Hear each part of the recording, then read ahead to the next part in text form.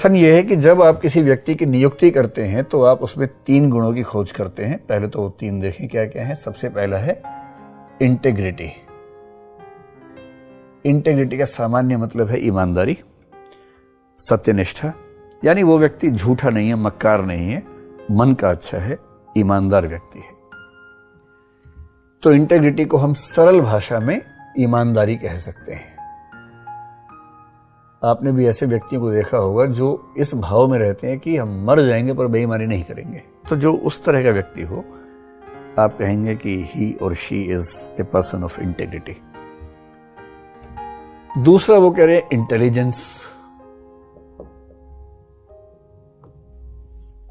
जिसके लिए हिंदी शब्द है बुद्धि या बुद्धिमत्ता कह लीजिए।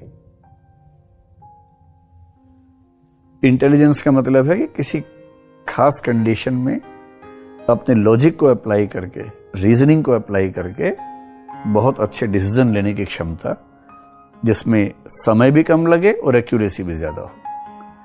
तो न्यूनतम समय में अधिकतम एक्यूरेसी के साथ सही निर्णय लेने की क्षमता और समस्याओं का समाधान करने की क्षमता को हम बुद्धिमत्ता या इंटेलिजेंस कहते हैं। और तीसरा है एनर्जी, ऊर्जा। आप देखते होंगे ऑफिस में कुछ लोग ऐसे हैं जो ऊर्जा से भरे हुए दिखते हैं और कुछ ऐसे हैं जो एकदम इस मूड में कि उनको हिलाना भी पड़ेगा तो 4 लोग मिलकर हिलाएंगे तब वो हिलेंगे, वरना हिलेंगे भी नहीं। जो व्यक्ति ऊर्जा से भरा होगा उसमें जो क्षमता होगी वो होगी इनिशिएटिव लेने की।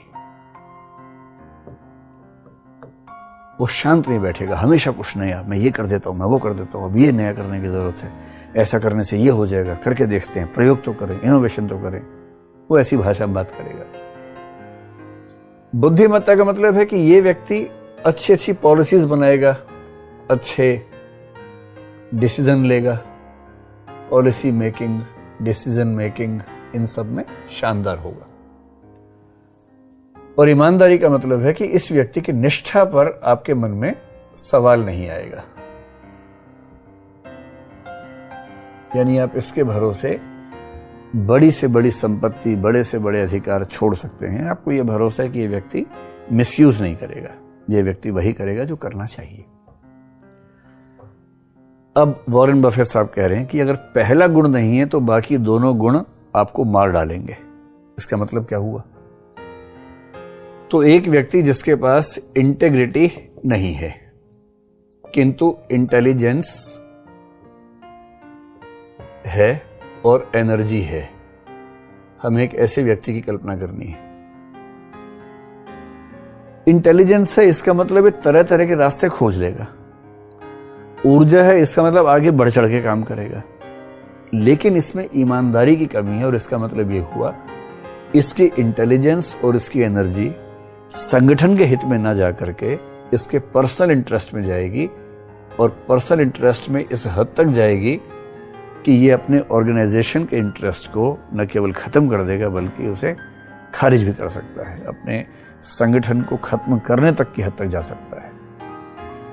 क्योंकि इस व्यक्ति को इसमें बाकी सारी क्षमताएं हैं, केवल ईमानदारी की कमी है। और ईमानदारी ना हो तो ऐसा व्यक्ति विध्वंस कर सकता है।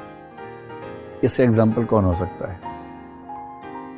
मान लीजिए किसी घर में कोई व्यक्ति रहता है जो वहां सेवक की भूमिका में, डोमेस्टिक हेल्प के रोल में है, बहुत इंटेलिजेंट है, सारी समस्याओं का समाधान उसके पास रहता है, बहुत एनर्जी से भरा हुआ है, उसे कभी कोई काम कहे फटक से काम करता है, कभी थकता भी नहीं है, लोग उसको बहुत पसंद करते हैं। पर मन ही मन में उसकी नीयत में खोट है और वो दरअसल लगातार अभिनय करते करते एक ऐसे दिन की ताक में है जब उस पर इतना भरोसा जम जाए और वो अपनी इंटेलिजेंस और एनर्जी की वजह से भरोसा जमा भी लेता है। और अंत में एक दिन मौका मिला और उसने उस एक दिन में ही उस पूरे परिवार को पूरी तरह से खत्म करने के लायक नुकसान पहुंचा दिया। फिजिकल हो, मॉनेटरी हो, कोई भी नुकसान हो, पहुंचा दिया। ये कंपनी के साथ भी हो सकता है। एक ऐसा वकील जो बहुत बढ़िया तर्क देता है, जो इतना उत्साह से कोर्ट में बोलता है कि कोर्ट में लगता है कि आग लग जाएगी, इतना बढ़िया बोलता है, लेकिन अंदर ही अंदर वो अपने क्लाइंट के हित में नहीं बल्कि दूसरे क्लाइंट के हित में बात कर रहा है। उसने उस क्लाइंट से पैसा ले लिया है।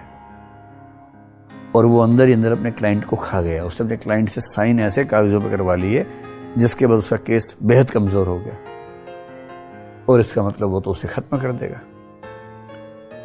और इसी बात को वो कहते हैं कि एग्जाम्पल से समझा दीजिए। आज के उदाहरणों से, आज के उदाहरण ये भी हैं, आप चाहें तो बैंकिंग घोटाला, कोई भी घोटाला उठा लीजिए।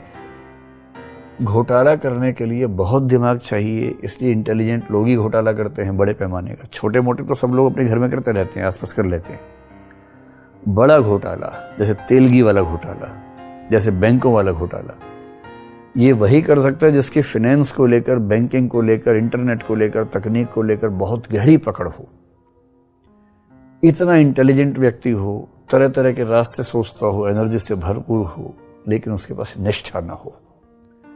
जितने घोटाले देश में हैं, उन सारे घोटालों के मूल में यही फैक्टर है कि ऐसे पदों पर वो लोग बैठ गए जिनके पास इंटेग्रिटी नहीं थी, इंटेलिजेंस और एनर्जी से भरे हुए लोग थे। इसके विपरीत यदि किसी व्यक्ति में इंटेग्रिटी हो लेकिन इंटेलिजेंस ना हो, एनर्जी ना हो, तो नुकसान नहीं पहुंचा पाएगा आपको, क्योंकि वो निष्ठावान है। बहुत प्रोडक्टिव नहीं होगा, क्योंकि वो तरह तरह के रास्ते नहीं सोच पा रहा, एनर्जी से भरा हुआ नहीं है। वो जितना भी करेगा फायदा करेगा, बेशक फायदे की मात्रा कम हो। कोई व्यक्ति इंटेग्रिटी वाला है, इंटेलिजेंट है, पर उसमें एनर्जी नहीं है, तो क्या होगा? वो अच्छे फैसले करेगा, अच्छे निर्णय करेगा, भरोसेमंद रहेगा, लेकिन हाँ, बहुत तेज गति से आगे नहीं बढ़ा पाएगा अपने संगठन को। इंटेग्रिटी है, एनर्जी है, इंटेलिजेंस नहीं है, तो क्या होगा कि वो बहुत अच्छे भाव से आगे बढ़ने का प्रयास करेगा, सबको आगे बढ़ाने की कोशिश करेगा, पर क्योंकि उसका दिमाग बहुत ज्यादा काम नहीं करता, इससे नए उपाय खुद नहीं सोच पाएगा, दूसरों पर निर्भर रहेगा कि कुछ सोच के मुझे बताओ ताकि मैं उसको इंप्लीमेंट कर दूं। वो इंप्लीमेंट करने में सबसे आगे रहेगा, लेकिन नए आइडिया सोच नहीं पाएगा। और इन सारे कॉम्बिनेशंस में सबसे खतरनाक कॉम्बिनेशन वही है जो वॉरेन बफेट साहब कह रहे हैं कि इंटेलिजेंस भी है, एनर्जी भी है, इंटीग्रिटी नहीं है। तो आप उनके कथन से पूरी तरह सहमत होकर ऐसे एग्जाम्पल देके अपनी बात रख सकते हैं।